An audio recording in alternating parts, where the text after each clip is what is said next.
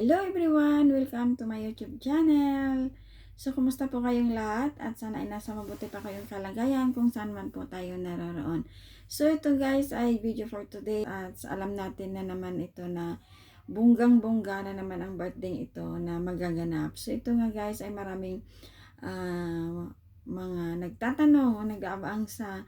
Sinabi kasi ni Kalingap Ido na ito nga ay hindi siya makakarating sa birthday ni Erica. So ito nga guys, at abangan natin baka ito nga ay iso-surprise niya ito si Erica. Ayan guys, at ating aabangan nga ang kanyang kaarawan ni Erica. So sigurado at marami na namang mapapasaya at bunggang-bungga na naman ang birthday ito ni Erica. At dahil sa maraming siyang mga sponsor at sumusuporta kay Erica at alam natin ito na hindi naman ito nila papabayaan ito si Erica, lalong-lalo na nga ito ay napaka-special na araw para kay Erica. So ayan guys, abangan natin ang mga kaganapang magaganap sa araw ng birthday ni Erica.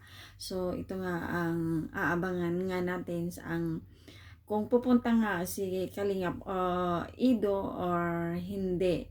So ayan guys, kung ikaw ay bago pa lang sa aking YouTube channel, pang ating suportahan, Kuya Bal Santos Matubang, Kalingap Rab at Ate Edna Vlogs, at siyempre po ang aking munting channel, Maricel Aribalo, pakisuportahan din po. So ayan guys, sa lahat po ng Team Kalingap, sa atin po silang suportahan. So ayan guys, at maraming salamat po sa inyong panonood